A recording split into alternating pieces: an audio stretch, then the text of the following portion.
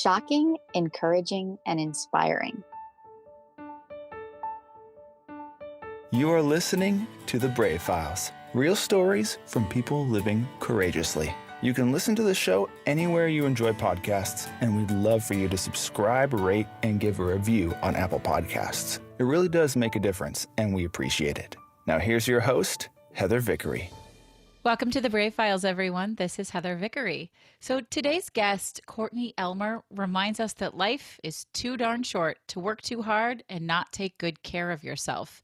At the young age of 25, she was a newlywed, had a thriving business, and then a cancer diagnosis. Now a survivor and a new mom, Courtney is here to share her inspiring stories with us, and I am really excited to welcome you, Courtney. Thanks for being on the show. Heather, thanks for having me. I'm so excited to be here with you today. Really have been looking forward to this. You are quite a powerhouse, and you're pretty young powerhouse too, which I think is amazing. But your story is so interesting. So I'd love to have you sort of start at the beginning, the shortened version, because we only have 30 minutes. But tell us a little bit about who you are and how in the world are you even telling this detailed of a story at such a young age? It's really impressive. Sure. Oh, well, thank you. And I am an empowerment speaker and stress coach, but my work in the world today was not something that my life didn't always look like it does today. And my journey is one full of many twists and turns. And it kind of starts back in, I would say, 2012, where I had a thriving business, was working, just working towards this ideal life that I wanted to create for myself. And I had met the love of my life. We were engaged, planning our wedding, and, on top of the world. Anyone from the outside looking in would have said, gosh, Courtney's got it all together. She's just the picture of success. I've even had people tell me, I remember this. They're like, I want your life. It was that kind of high, just living the dream, right? That pretty Instagram life that everybody wants. Yes. And awesome that you even said that, because it was the life that everyone saw. Yeah. But that's not how I felt on the inside, because I was working myself day in and day out to the point of exhaustion, burnout. I was so stressed and overwhelmed, and had really even lost sight of who I was or what I was working so hard toward, not even realizing that I had so much of what I wanted and that I was working for, but thinking that, well, it could always be better. I could always do that next thing or climb that next rung on the ladder of quote unquote success. And was planning my wedding, in the middle of all of that. My husband and I, we got married, went on our honeymoon, and I came back from that trip and had a doctor's appointment 2 days later, just as a follow-up for some checkups that I had done like a couple of weeks before, and walked into there, not thinking anything really, and got a diagnosis of cancer. And talk about wow, hit out of left field. I mean, completely blindsided, no family history, no, pre-existing conditions or anything that would logically contribute to that. What type of cancer were you diagnosed with, Courtney? Thyroid cancer. Wow. And okay. when the tests came back, it was kind of a more aggressive form of the cancer, had some sort of strange mutation that they were very concerned about, given my age, and also given, the life that I had ahead of me, in terms of childbearing years and all these different things, that treatment and radiation, et cetera, could affect. And so within less than a week, the doctor had already made space for me on her surgery schedule. Yeah. And next thing you know, I was having surgery and radiation treatments. And it was like, what just happened?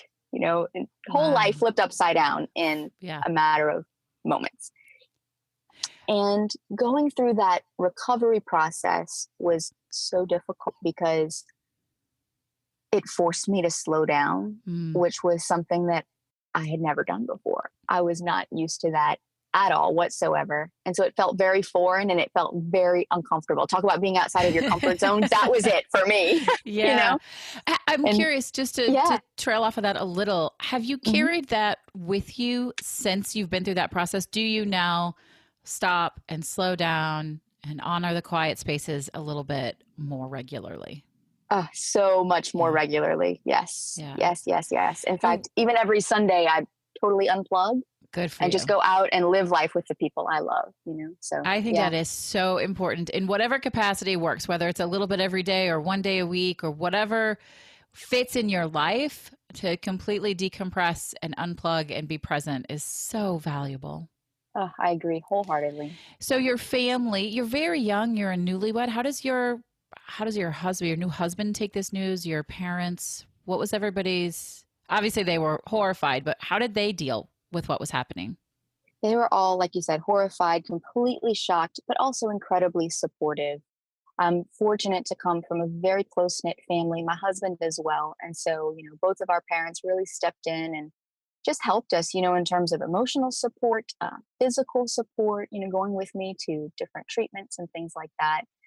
And so having that support system was so key, and my husband Yeah, too. I mean, he was my rock through all of it and still sure. is, of course, to this day. But he was so strong for You me know, through it all. what I think is so interesting about, there's a lot that's interesting about it, but from the perspective of a very young, newly married spouse, this is not what he signed up for. No. You say it's sickness and in health, and at the age of 25, I mean, I don't know how old your husband is, but at that age, you think you're going to be caring for an elderly sick spouse. You never imagine having to step into that promise so newly minted into your marriage.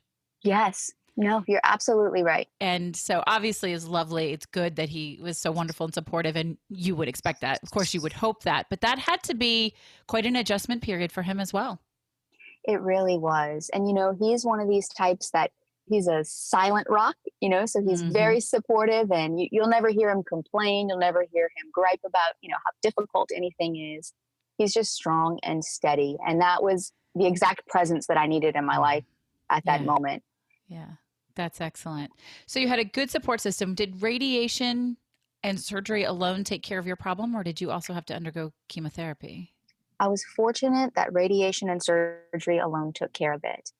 That's wonderful news. Hmm. Congratulations on that. So at Thank least, I you. mean, it was awful, and at least it wasn't more awful than it already had to be. Right. Right. So are you in full remission? I am. Yes, at this point, I am. Praise God. What's the what's the protocol for the rest of your, I mean, you don't get to just forget that you had cancer, right? Is it Right. something that comes up? What's the protocol as you continue on your life path?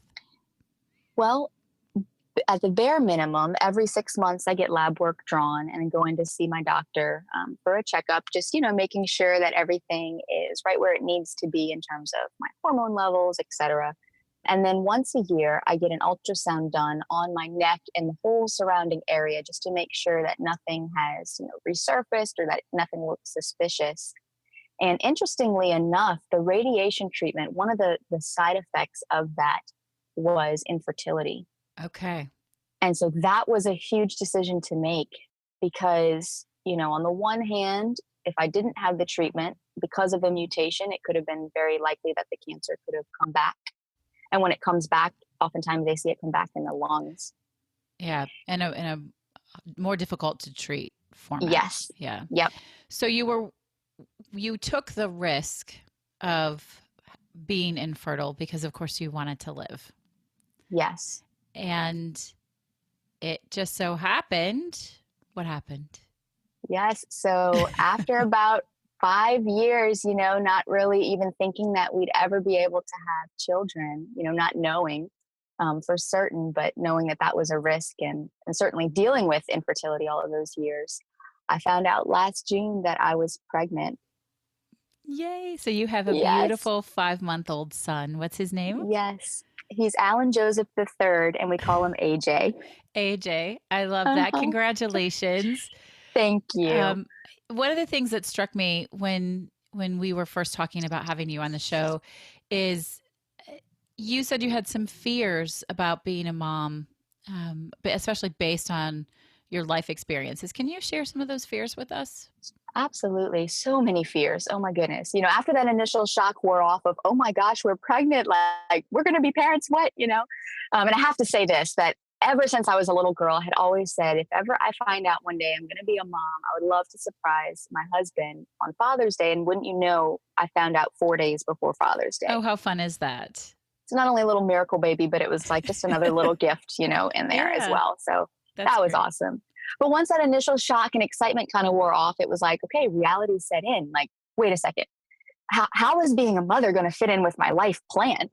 This is going to take away from everything I want to do. I mean, I have a book to write and I have speaking engagements to travel to, and, Hmm. a whole business to build up to a certain point before even considering, motherhood.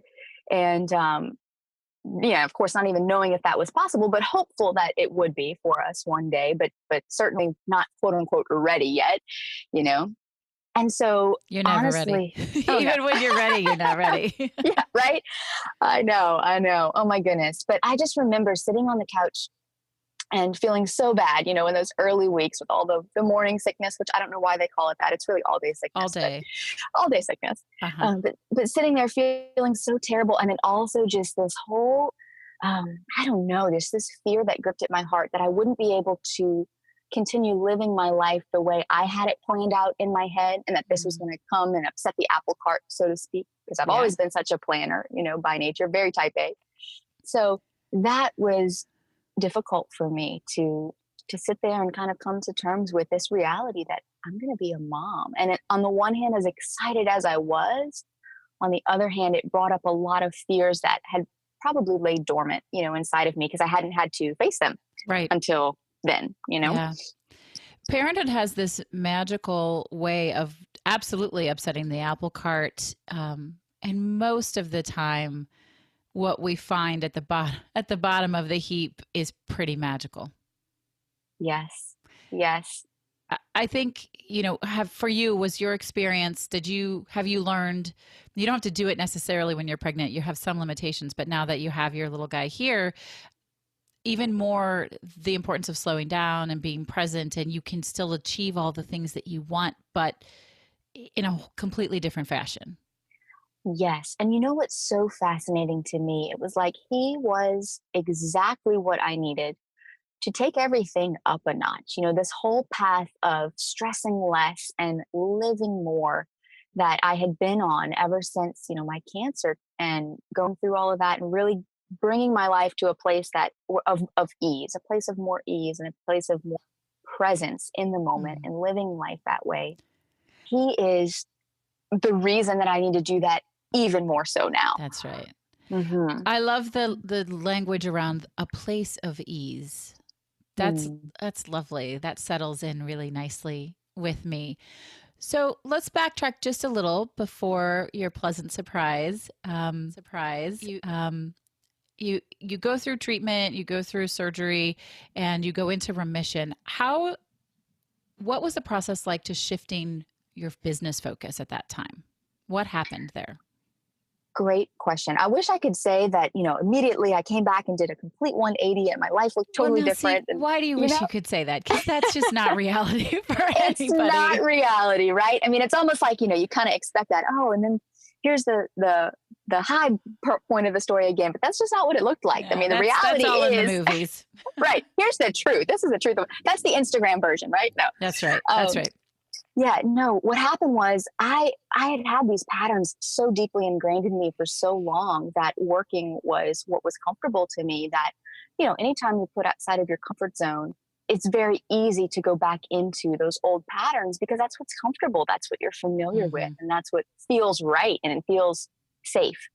And so I had, this pattern of working myself just to the point of exhaustion. And so when I did find out, I was officially in remission and all of that, was going in a positive direction, I really just jumped right back into my work.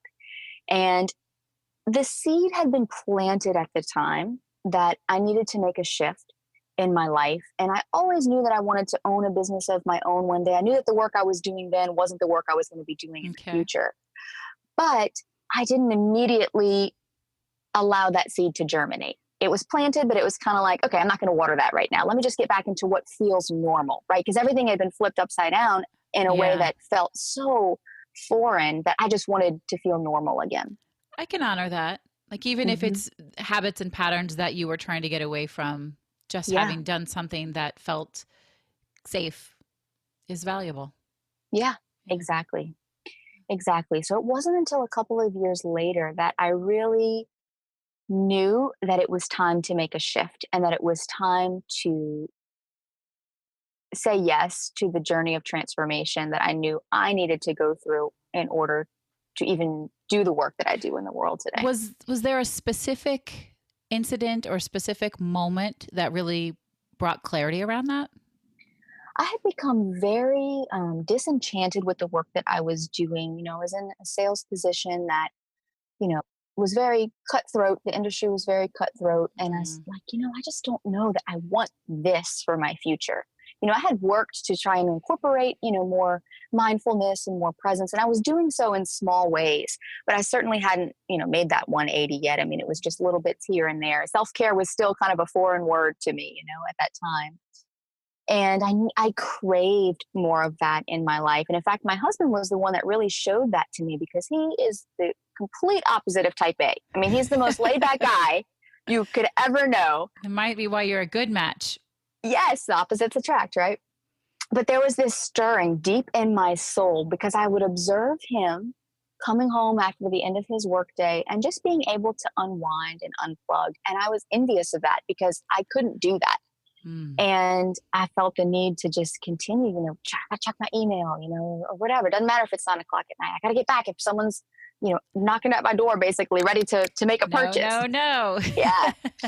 And so I was living this life, craving that normalcy, but at the same time now being more aware that my husband Alan could just come home and basically just turn it off, and just kind of live his life outside of work. His identity was not wrapped up in his work. And I couldn't put my finger on it at the time, but my identity was wrapped up in my Mm, work.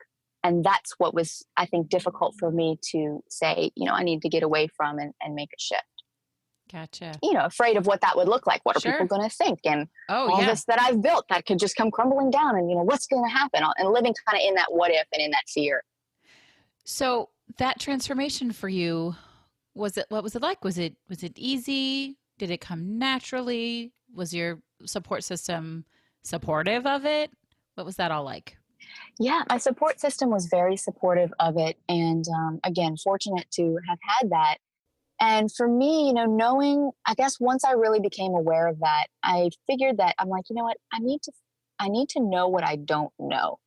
I feel like right now I'm craving a life that's different than what I'm living, but I wasn't sure how to actually shift in that direction. I'm like, I can Yeah. take the action. I'm a huge action taker. I'm like, I felt like I needed someone to just hold my hand and show me what the direction was to take. So I hired a business coach to help me really formulate not only, the thoughts that were going through my head and how I can bring that about into the business that I wanted to create, but also on a personal level Mm-hmm. to really be able to experience that transformation that I had to experience before even thinking about helping others do the same thing. Does that Absolutely. make sense? Totally makes sense. I was in Yeah. the same boat. I am a coach. I have a coach. I don't think you can sell something you're not willing to buy. And my coach helped me through that process as Hmm. well. So I totally honor that space. I think that's really important. What was the biggest struggle? The biggest struggle was letting go of the what's the word I'm looking for? I guess the character almost that I had built, Mm, this external persona that yeah. I imagined everyone else saw, but that wasn't the real me and that Yeah. wasn't the authentic me. And so, first of all, finding and getting back in touch with the authentic me who was always there, but just hiding, behind this persona that I had built. And then letting go of that persona, but I think really the first step was committing to the transformation. And then it was like this spirit of curiosity really came about because I was like, I want to explore her. I want to get back Yeah. to her. Who is she? Let me find her. And then once I found her, it was like, gosh, how have I been? Why have I been hiding her for I so did, long? how did I not know she was there? Yeah. Yes, yeah. So then it became easier. I think it was the initial fear was I don't even know who I am, so that's scary. Like to just show myself to the world. But then Absolutely. once I connected with her so deeply, it was like, how could I not? Yeah, that I love that. I do a lot of work around stepping authentically into your life and into your business. And you're so right about that. It's such a magical shift. And once you can really understand and know who you are, the world reacts so much more beautifully to you. You are so much more empowered. I know you mentioned empowerment. It's a thing that I do a lot of work with as well. And people just are attracted to somebody who steps out authentically. You can't help Mm. it. You can't. You really can't. When I look at the different people and, going back to the Instagram thing, these huge influencers that have these enormous followings. And it's like the ones who are doing it right are the ones who you feel like you're sitting there, maybe watching a video or something they're putting out, and like that you're in their living room just having a Yeah. conversation with them, and Yeah. it's that authenticity that's so attractive.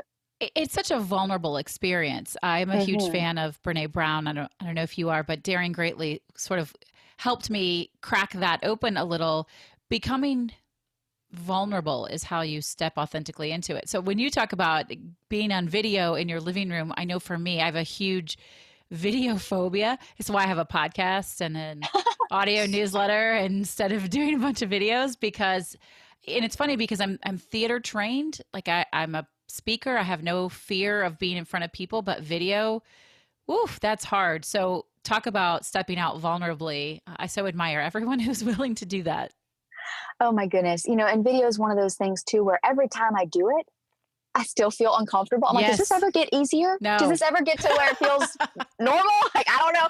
But I think that is the key to hone in on, is that Yeah. we all feel that way. And so maybe it's just part of the human experience. I don't know. Maybe. I mean, But I don't think it ever, I wouldn't say that I think it ever becomes easy for me. I'm sure some people would say differently than that, but I come at it with less trepidation. yeah. And less fear. I know it's going to be uncomfortable. I know I'm not going to love it, but that it will be okay. And that's the difference in the shift, having done it multiple times for me.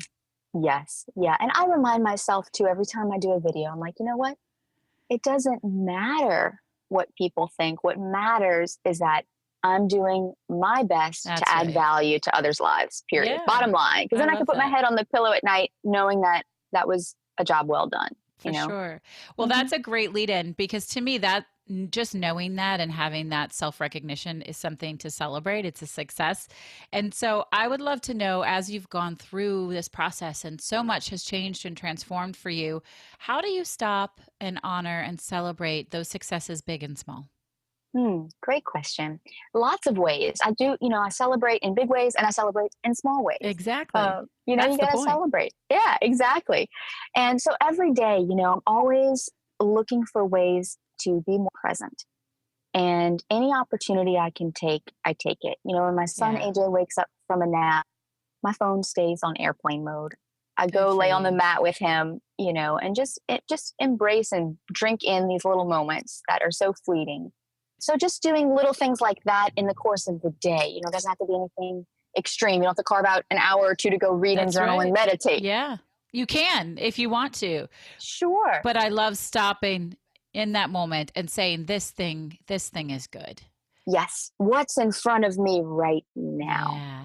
That's And beautiful. that's where your focus needs to be. I love that. And I love, Mm-hmm. especially as a new mom, I think, and as an entrepreneur, I think so many, I will say women, but parents in general, because I think this fits across the board. We try to squeeze the parenthood into our career path and our life path and don't always make space for the shifts there. And I can tell you, I have 4 daughters, as anyone who listens already knows. You don't get it back. And I remember with my first, I was so anxious for the next thing. When's she gonna roll over? When's she gonna crawl? When's she gonna walk and talk? And I was so anxious to see when she was going to have all of these milestones. And by the time I got to my 3rd and my 4th child, I was like, well, we're gonna get there. Let's just lay here because she's gonna roll over. She's gonna walk. She's gonna talk. And I'm not in a hurry. Let's just sit here.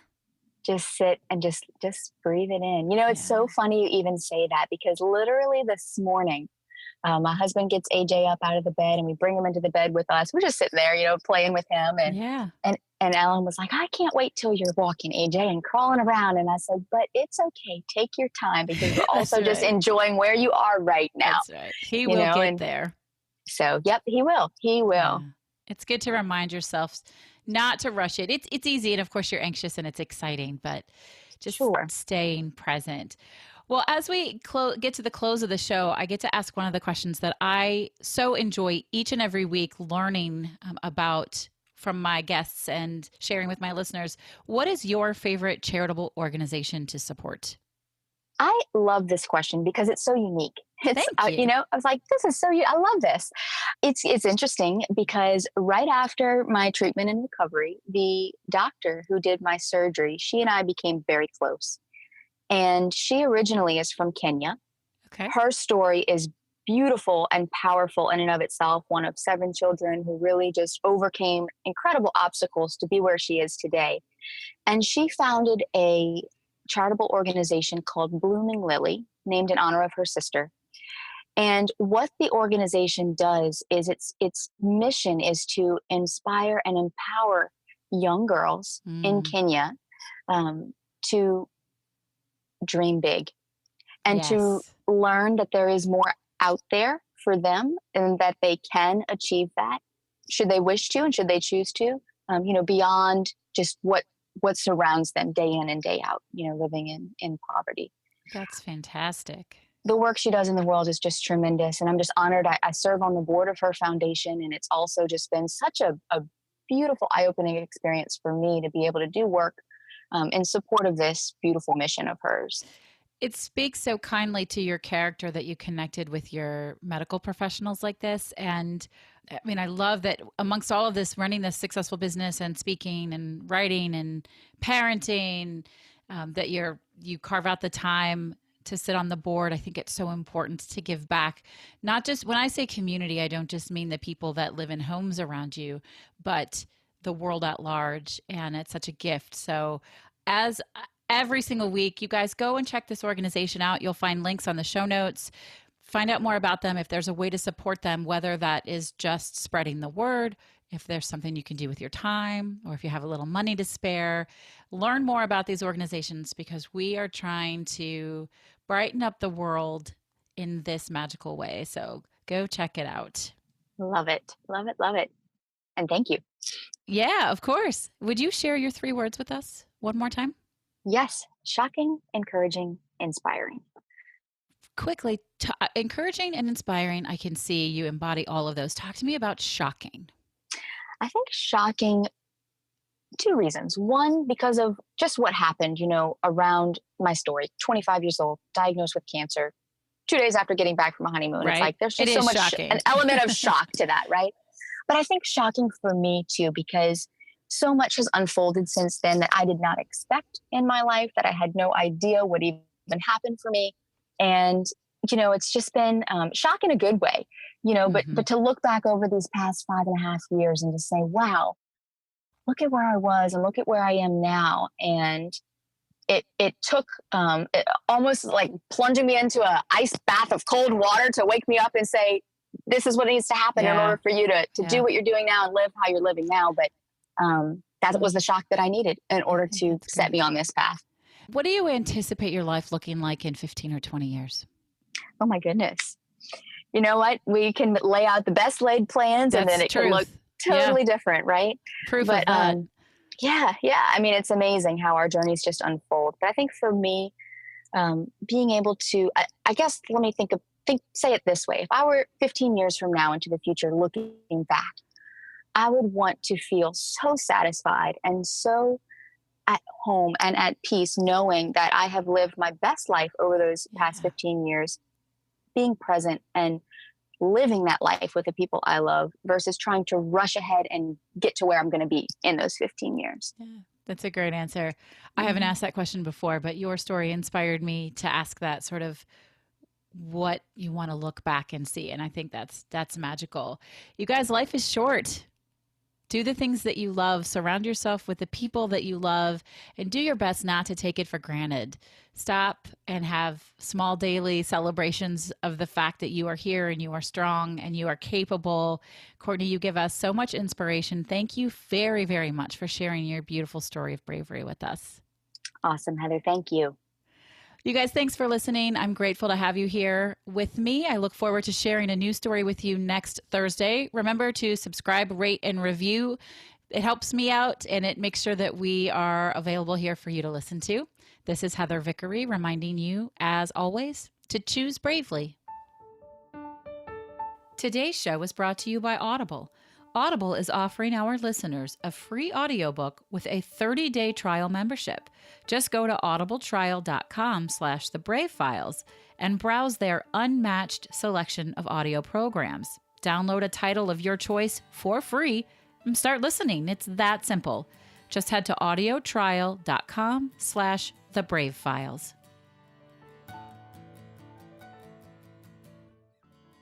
Thank you for listening to The Brave Files. Be sure to visit thebravefilespodcast.com to access the show notes and discover fantastic bonus content. Music composed and produced by Matt Lewis of Union Music, LLC.